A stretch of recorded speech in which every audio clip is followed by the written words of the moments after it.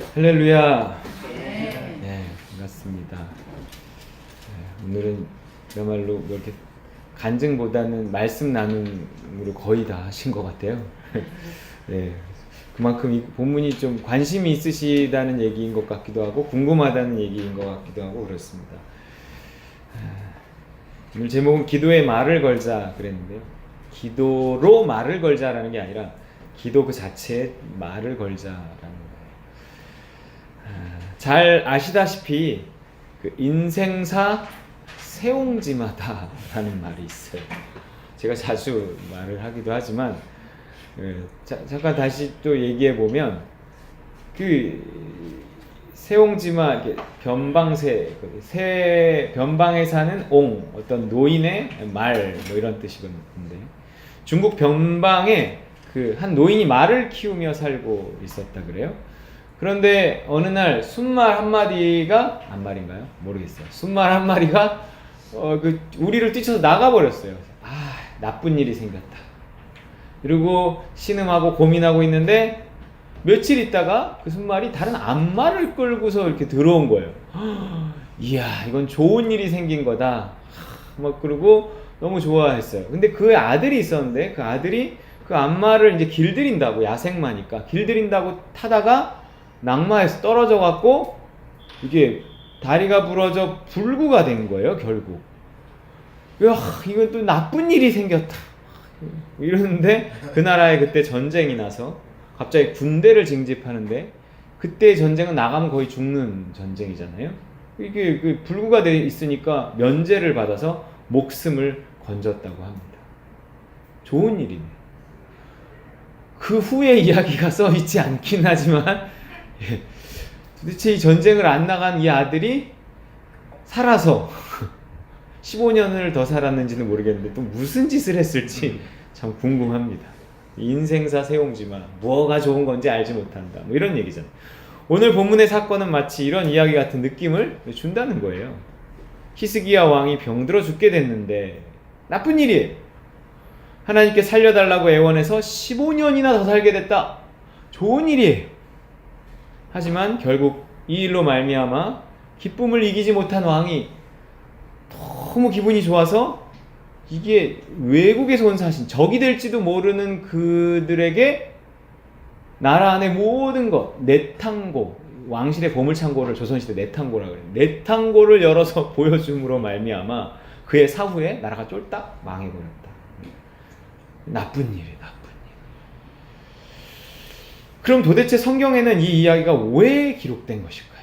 이렇게 딱 붙여놓고 이게 되게 특이한 사건이란 말이에요. 분명 우리에게 주는 교훈과 유익이 있어서 기록된 것일 텐데 약간 사족 같지만 성경을 볼 때 이게 뭐야? 그러고 이제 넘어갈 게 아니라 좀 이상한 게 있으면 이상한 이유가 있거든요, 다.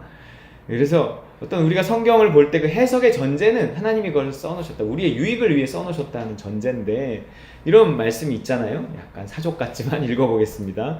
모든 성경은 하나님의 감동으로 된 것으로 교훈과 책망과 바르게 함과 의로 교육하기에 유익하니. 어떤 말씀이든 거기에 교훈이 있고 유익이 있단 말이에요. 근데 오늘의 말씀을 통해서 우리가 무슨 교훈과 무슨 유익을 얻을 수 있을까? 그냥 알쏭달쏭으로 끝나는 것 같은데 그냥 인생사 세옹지마라는 거 알려주기 위해서 그러나? 이게 기도를 하라는 건가 말라는 건가? 이러고 이 본문이 끝나버리면 우리에게 유익이 없단 말이에요. 우리는 이 안에 숨겨진 비밀을 찾아내야 합니다.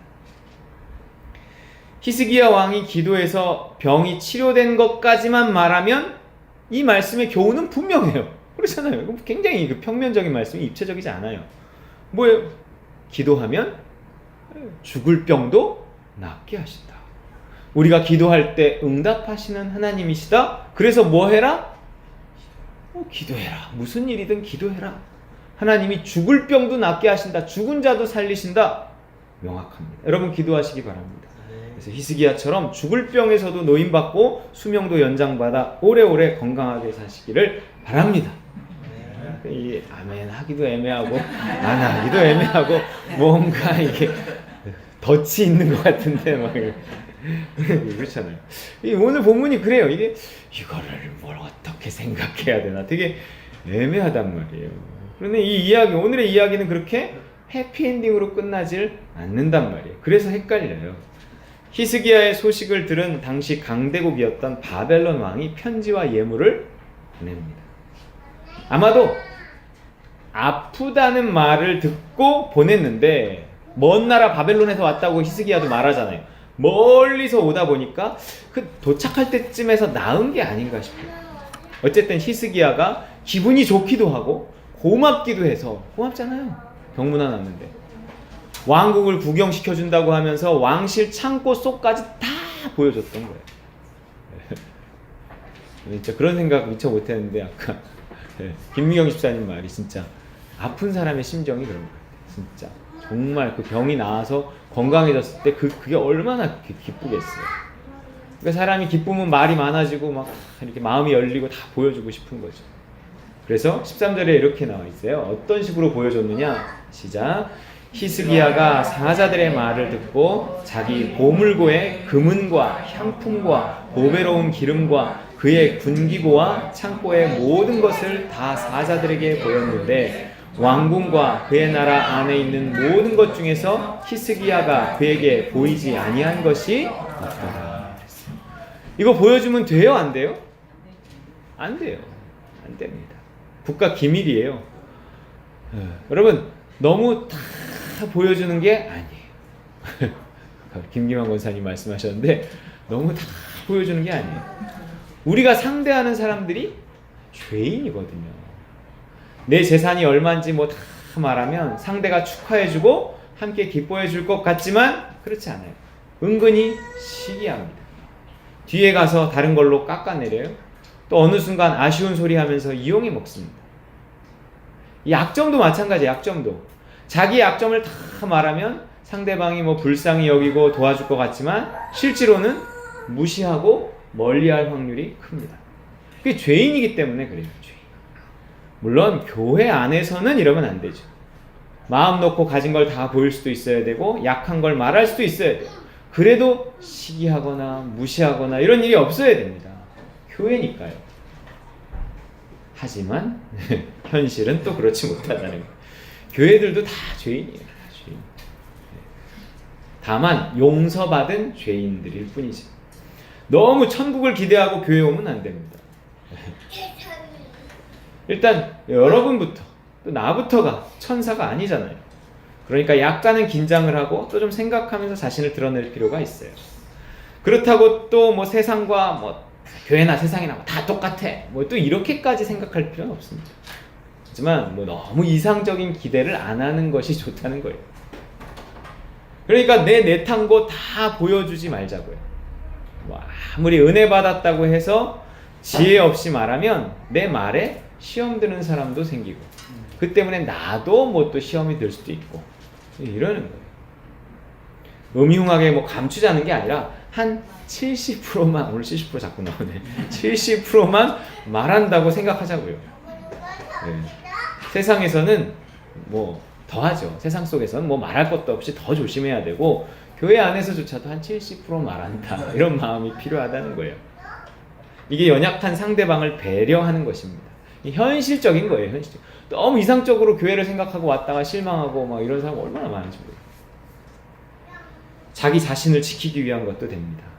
뭐 간증을 하건 죄를 고백하건 기도 제목을 말하건 자랑을 하건 상대를 봐가면서 상황을 분별해서 말하는 지혜가 필요해요.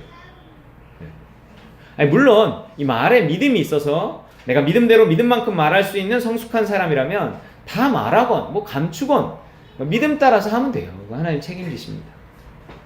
결국 내 말이 성령에 의해 통제되지 않고 어떤 기분에 의해서나 통제되거나 내 성격에 의해서 통제되면 결국 결정적인 실수를 하게 된다는 거예요. 안 해야 될 말까지 다 하게 되고 혹은 말해야 될 걸 안 해서 또 실수하기도 하고 그렇습니다. 말 때문에 어려움을 당합니다. 사람은 죄인이고 교회는 항상 연약한 사람, 나를 포함해 연약한 사람들이 있다는 걸 배려해서 좀 절제할 필요가 있다는 거예요. 표현에 있어서. 물론 이런 걱정 하나도 안 하고 자기 죄를 뭐 다 고백해도 함께 울어주고 기도해주고 또 가진 거 다 보여주고 자랑해도 진심으로 축하해주고 축복해주는 친정집 같은 교회가 되는 게 중요해요. 시댁 가서 입을 꾹 다물고 있는 며느리도 친정집 가면 수다장이가 되잖아요. 안 그런가요? 그렇게 됩시다. 할렐루야. 시댁 같은 교회 아니라 친정집 같은 교회 되어야 될 줄 믿습니다. 네, 하지만 항상 언제나 아직은 있는 거야. 우리도 아직이라는 부분이 있어요. 결국 히스기야 왕의 이런 자랑은 어리석은 것이었어요. 내가 자랑하고 다 보여주면 상대가 고마워하고 오히려 같이 기뻐해주고 이럴 거라고 생각했어요. 너무 순진했죠. 이로 보건대 이 사건이 여기 왜 기록된 걸까요? 히스기야 왕은 약간 생각이 부족한 사람이라는 얘기를 하고 싶은 거예요. 생각이 좀 짧았어요. 당대 선지자였던 이사야가 찾아와서 왕을 책망하며 저주의 예언을 합니다. 결국 그의 경솔함으로 말미암아 읽어보겠습니다. 이사야가 히스기야에게 이르되 여호와의 말씀을 들으소서. 여호와의 말씀이 날이 이르리니 왕궁의 모든 것과 왕의 조상들이 오늘까지 쌓아두었던 것이 바벨론으로 옮긴 바 되고 하나도 남지 아니할 것이요 또 왕의 몸에서 날 아들 중에서 사로잡혀 바벨론 왕궁의 환관이 되리라 하셨나이다 하니.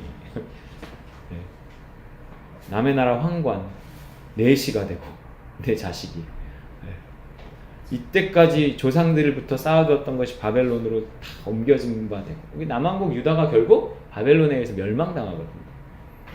이 예언에 의해서 히스기야 왕의 사후에 바벨론이 쳐들어와서 나라의 모든 보물을 약탈해가고 몇 대 후긴 하지만 사람들을 포로로 끌고 가서 결국 나라가 쫄딱 멸망하고 맙니다. 그냥 어려움을 당한 정도가 아니라 나라가 사라졌어요. 물론 히스기야 당대에는 하나님이 약속하신 것처럼 별탈 없이 15년을 더 살았어요. 자기가 살 복은 벌어놨다는 거예요. 히스기야 왕이 자기가 살 복 정도는 벌어놨어요. 하지만 자식에까지 물려줄 수 있을 정도의 복을 벌어놓지는 못했다는 얘기예요. 그렇다면 히스기야 왕의 이런 어떤 결정적인 실수는 무엇 때문일까요? 그 부족했거든요. 왜 부족했냐 하는 거죠. 왜 이 이야기는 해피엔딩으로 끝나지 못하는 거예요? 분명 기도했잖아요. 하나님이 그 기도에 응답하셨잖아요. 근데 왜 딱 거기까지였냐는 거예요. 이걸 알아내는 게 오늘의 핵심이라고 생각합니다. 왜지? 왜? 기도하고 우리는요 그냥 기도하시오 응답 받으시오가 끝이었잖아요. 항상 그 설교가 그렇잖아요. 기도하세요 응답 받으세요. 근데 뭔가 그게 끝이 아니라는 거예요. 기도하고 응답 받아 내 문제가 해결된 것만으로는 안 된다는 거예요. 하나님은 그 이상을 요구하십니다. 기도해서 응답 받는 수준의 믿음만으로는 그 복을 내 자식 때까지 가지고 갈 수 없다는 거예요. 우리 기도해요. 응답 받아요. 그리고 간증해요. 그리고 믿음이 자라요. 분명히 좋은 일임에도 불구하고 그것 이상의 무엇이 있다라는 메시지가 오늘 있는 것입니다. 깊이 있는 신앙. 깊이 있는 신앙. 그냥 기도하고 응답받고 기도하고 응답받고 우리 응답받으면 그냥 꽝 잡는 게 매라고 응답받으면 장땡이고 끝이라고 생각하지만 그렇지 않은 어떤 깊이 있는 신앙, 기도도 깊이 있는 기도가 있다라는 거예요. 신앙은요 생각을 통해 자라나요. 지각을 사용함으로 연단을 받아 선악을 분별하니라 뭐 이런 말씀이 있는 것처럼 신앙은 생각하지 않으면 자라나지 않습니다.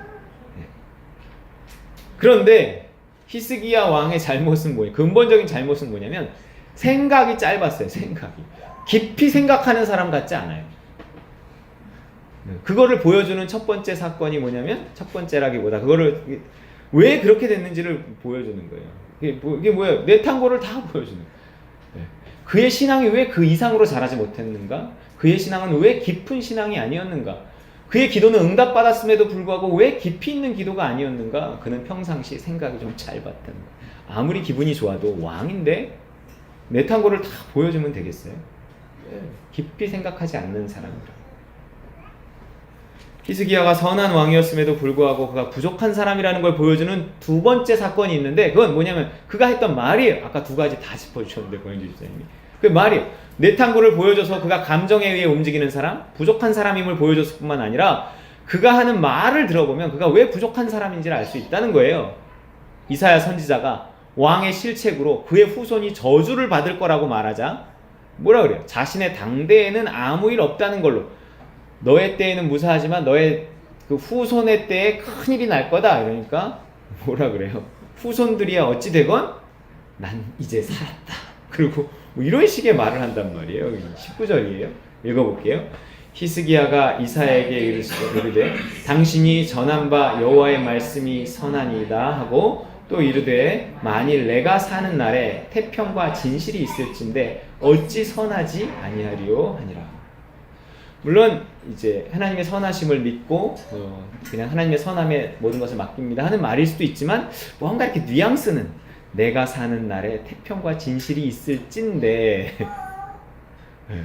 하나님이 그렇게 하신다 한들 뭐 어찌 선하지 않으리요. 뭔가 이 말의 뉘앙스는 뭔가 그의 부족함을 드러내는 말이 그 안에 들어있다는 거예요. 물론 이미 벌어진 일이고 어쩔 수 없다고 체념해서 그럴 수도 있지만 무슨 증거도 구하지 않아요. 그를 치료해 준다고 했을 때는 그 증거가 뭡니까? 막 직접적인 자기 일일 때는 그 기적을 보여주십시오 이러더니 이 말에 대해서는 어쩌겠습니까? 이러고 끝난단 말이에요. 자기가 살았다는 것에 대한 안도만 있을 뿐이지 그 이후에 대한 걱정이 없어요. 즉 그의 수준은 지금의 편안함에만 집중되어 있을 뿐이지 어떤 미래를 준비해서 어떻게 자손들을 살게 할지, 뭐 후배들을 어떻게 하면 키울지 뭐 이런 고민이 없다는 거예요. 그냥 나 하나면 되는 거예요. 그냥 내 때면 되는 거예요. 먼 미래를 보지 못하는 거예요. 시야가 짧았어요. 생각만 짧은 게 아니라 시야도 짧았단 말이에요. 생각이 짧은 사람은 시야가 짧아요. 자꾸만 눈앞의 일만 바라봅니다. 멀리까지 바라보지 못해요. 내 수준으로 나는 살 수 있어요. 내가 벌어놓은 복으로 지금은 버틸 수 있습니다. 하지만 넉넉한 복을 벌어놓지 않으면, 넉넉한 어떤 수준으로 자라나지 않으면 내 자식들의 미래가 어둡다는 거예요. 뿐만 아니라 더불어서 나의 먼 미래, 곧 저 천국에서 내가 어떤 모습으로 살게 될지도 부정적이라는 거예요. 천국은 가겠죠. 하지만 다 똑같은 천국이 아니거든요. 이렇게 눈앞의 것만 급급해서 넉넉한 신앙으로 넉넉한 상급을 쌓아놓지 못하면 저 천국에 가서 개털 모자 쓰고 살지. 남들 죽도록 충성해서 멸류관 받을 때 개털 모자 쓴다 그러는데 난 개털 모자를 본 적은 없어요. 옛날에 어른들이 개털 모자라 그러더라고요. 아마 개 가죽으로 아마 모자를 해서 뭐 그런 게 있나 봐요. 남들 생명의 멸류관 쓸 때 개털 모자 쓰고 살지 아니면 초가집에 살지 모른다는 거예요.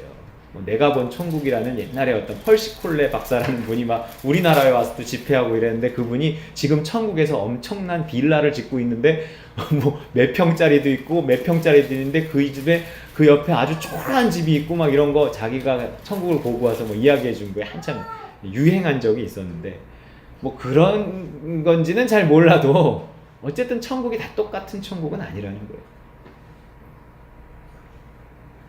이처럼 부족한 수준, 부족한 복은요, 나의 자식들에게도 악영향을 미치지만 나의 먼 미래, 곧 영생에도, 나의 영생에도 악영향을 미친다는 겁니다.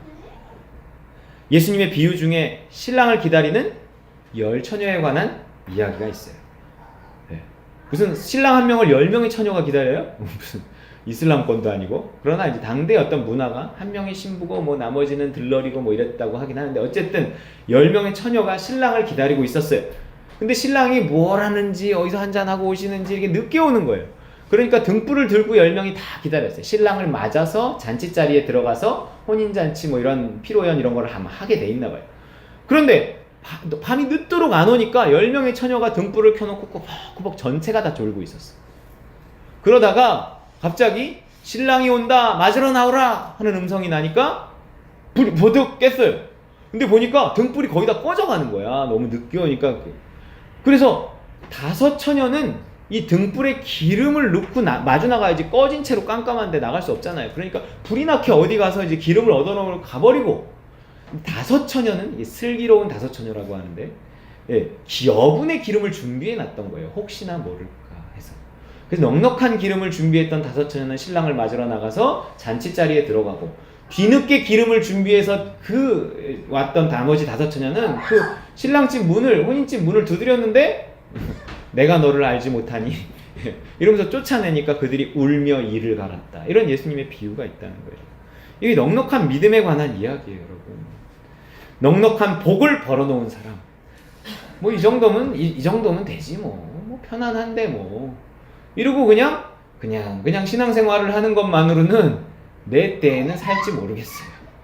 근데 그 이상이 되지는 못한다는 거예요. 넉넉한 복을 벌어놓고 넉넉한 수준에 이른 사람만이 이런 넉넉한 믿음이 있어야만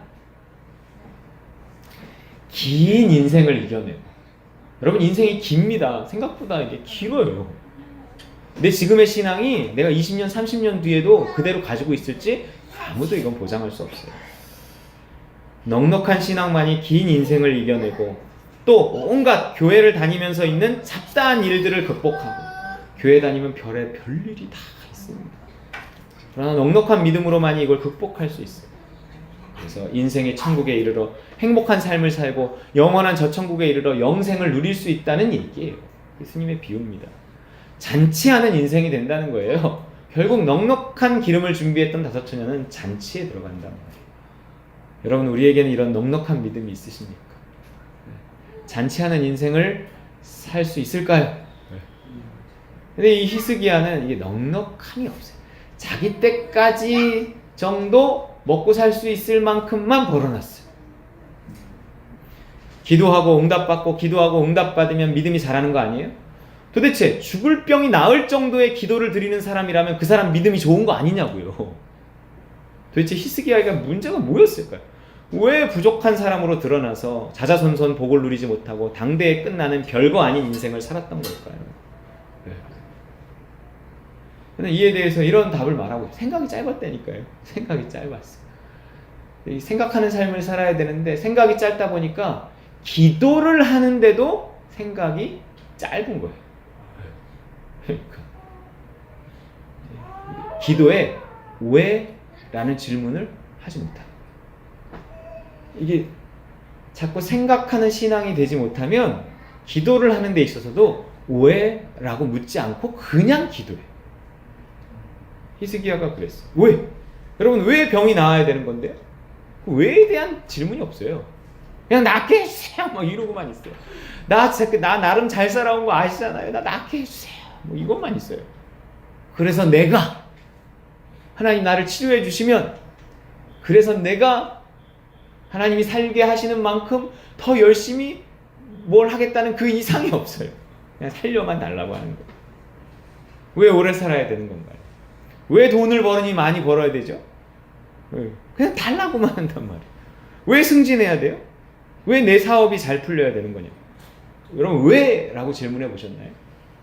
말씀은 없고 기도만 있으면 이런 일이 일어나요. 우리는 왜? 라는 질문 없이 그냥 달라고만 합니다. 달라고만 할 때가 많아요.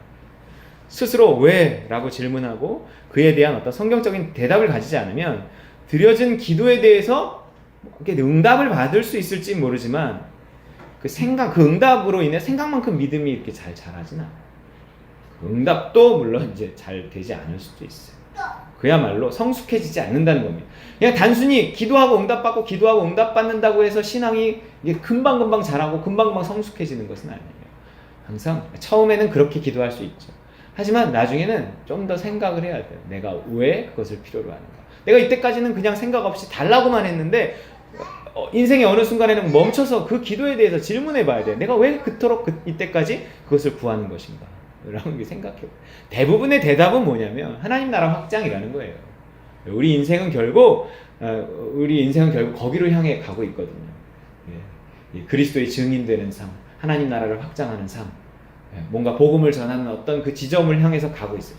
그래서 우리에게 일어나는 모든 것들, 또 우리가 기도하고 응답받는 모든 것들은 결국 합력해서 거기를 향해 가고 있기 때문에 거기를 바라보며 기도하는 것이 성숙한 기도라는 거예요. 적어도 요거에 대한 구체적인, 내가 이 기도가 응답받아서 구체적으로 뭘 하나님이 나를 통해서 하실지 그것까지는 혹시 몰라도 그냥 늘 기본적으로 베이스에 깔아야 되는 것은 하나님 이 기도에 응답하시는 것을 통해서 나는 복음을 전하는 일을 하겠다. 증인되는 삶을 살겠다. 하나님 나라 확장을 위해서 무언가를 하겠다. 뭐 건강을 위해 기도할 때도 건강만 달라고 하는 게 아니라 하나님 나 건강 주셔서 주의 사명 감당하게 하옵소서. 뭐 좀 이런 게 있어야 된다는 거예요. 네. 하나님 나에게 물질 주셔서 하나님 내가 주님 앞에 쓰임받게 하옵소서. 뭐 이런 게 있어요. 뭐 그렇다고 다 응답받는 것은 아니지만 그래도 적어도 무조건 달라고 하는 것이 아니라 왜? 라는 그 이유에 대해서 성경적인 어떤 생각을 가지고 기도해야 한다는 것입니다. 히스기야는 물었어야 돼요. 내가 왜 더 살아야 하는가? 내 병이 왜 나아야 하는가? 그 스스로 어떤 하나님과의 관계 속에서 병이 나아야만 하는 이유, 더 살아야 할 이유를 확실히 알고 있었다면, 이래서 난 살아야 돼 라는 어떤 사명감으로 무장되어 있고 그래서 생명을 연장받았다면 단지 살았다는 이유만으로 기분이 좋아서 나라의 내탄고를 다 보여주거나 그러진 않았을 거라는 거예요. 아프니까 너무 낫는 것에만 급급했어요. 왜 아픈가? 또 왜 나아야 하는가? 힘들어도 질문했어야 됩니다. 그냥 낫기만 하면 그 다음이 없어요. 기도의 응답은 받았는데 그 다음이 없으니까 조금 지나면 그 옛날로 다시 돌아가는 거예요. 또 아파요? 돈을 달라고 해서 하나님 돈을 주셨는데 왜 돈을 달라고 했는지 그 이상에 대한 어떤 비전이나 목표가 없으니까 또 옛날로 다시 돌아가는 거예요. 우리 한국교회가 지금 달라고 했어요. 그래서 하나님 얼마나 잘 살게 해주셨어요. 근데 뭔가 그 다음이 이렇게 명확치 않고 그 다음을 충실히 이행하지 않으니까 하나님께서 또 다른 어려움을 주시는 것이 아닌가 하는 생각이 듭니다. 가난하니까 그 가난을 벗어나는 것에만 급급했습니다. 왜 돈을 벌어야 하는지에 대한 질문도 없고 성경적인 대답도 없어요. 무조건 구하고 보는 겁니다. 그러다 진짜로 돈을 벌게 되면 사명도 없이 그냥 자신만을 위해서 이렇게 흥청망청 쓰다가 인생이 망가지죠. 혹은 자기가 벌었으니 인색하다가 또 관계가 망가져. 무조건 주여 주여를 외치기보다는 세상적인 가치관을 가지고 또 선악을 판단하며 내가 좋아하는 거 하나님 좋아하시겠지 뭐 이런 식으로 그냥 무조건 조르기보다는 한 번 더 생각하며 기도할 때 우리에게는 좀 더 신앙적인 성숙이 다가온다는 것입니다. 그렇다고요. 또 너무 생각이 많아서 기도를 못하는 것도 문제. 그런 사람도 있어요. 어설프게 좀 신앙이 좋은 척한다 그럴까요? 왜 꼭 나아야 하나? 뭐 이러는 거죠. 사도 바울에게 내가 약할 그때에 곧 강함이라고 하셨는데 이러면서 뭐 그냥 끙끙 앓고만 있어요. 하지만 바울도요. 하나님으로부터 오는 그 음성, 내 은혜가 내게 족하도다 고만 구해라 하는 그 음성을 듣기 전까지는 뭐 기도했단 말이에요. 자기가 3번이나 간절히 기도했다 뭐 이런 말이 나와요. 가난도 마찬가지예요. 왜 꼭 가난을 벗어나야만 하나? 가난한 자가 복이 있다 했는데 뭐 이러면서 마치 가난이 벗어날 수 없는 하나님의 뜻인 양 기도조차 구하지조차 소망조차 갖지 않는 경우들이 있어요. 하지만 가난하면 그만큼 할 수 있는 일이 줄어든다는 것도 알아야 돼요. 물질은 하나님이 쓰시는 도구입니다. 그게 나를 통해 이루어질 수도 있는데 처음부터 그 가능성, 그 통로를 막아버리는 것도 하나님의 뜻이 아니에요. 모두의 사명은 아니지만 어떤 사람의 사명일 수도 있는데 처음부터 그냥 막아버리는 건 하나님의 뜻이 아니라는 거예요. 기도해야 됩니다. 또 자꾸 뭐 달라고 하면 욕심 같아서 기도 안 하는 사람도 있어요. 뭘 그렇게 맨날 달라 그러냐는 거예요. 달라 그래야지. 하나님 구하라 그랬는데. 근데 자꾸 뭘 그렇게 달라 그러는 거예요. 뭐 그 사람은 그렇게 말하는 사람은 그럼 무슨 수준 있는 기도를 하는가 이렇게 보면 아니 기도를 안 해요. 그리고 기도하는 사람을 자꾸 이렇게 평가절하하는 겁니다. 뭐 이렇게 달라 그러냐는 거예요. 다 욕심이라는 거예요. 아니 뭐 맞지만 그것도 좋은 신앙 아니에요. 또 그 사람 안에는 또 그런 것 때문에 기도 못하는 사람도 있어요. 이렇게 미안한 마음 있잖아요. 미안함. 하나님한테 자꾸 달라 그러니까 자꾸 미안하다는 거예요. 그거는 그냥 소심한 자기 성격 탓인 거지 그게 좋은 믿음이 아닙니다. 달라 그래야죠. 기도는 친정 엄마한테는 뻔뻔할 수 있는 거예요. 그렇잖아요. 기도해야 합니다. 하지만 조금만 생각하면서 하자는 거죠. 생각이 짧으니까 히스기야 왕이 생각이 짧으니까 평상시 생각이 짧으니까 기도도 짧은 생각으로 하고 또 그가 생각이 짧다는 것이 내탄고를 보여주는 것으로도 드러나고 또 생각이 짧고 어떤 멀리 시야가 짧으니까 또 자기 그 이상의 일 무언가 자기 시대 그 이후의 일은 뭐 그거는 내 알바야 뭐 이런 식이 되어버리는 것입니다. 내가 현재 그토록 애타게 구하고 있는 그것이 왜 필요한지, 왜 그렇게 돼야 하는지 조금만 더 생각하고 어떤 말씀을 근거로 하나님 주신 확신을 가지고 좀 기도하자는 거죠. 이런 성경적인 믿음을 근거로 기도하기 위해서는 일단 생각이 필요해요. 생각하는 거. 또 말씀이 필요해요. 기도를 해야 하지만 기도만 해서는 안 됩니다, 여러분. 생각하며 말씀을 묵상하며 기도의 깊이를 좀 깊게 해야 된다는 거예요.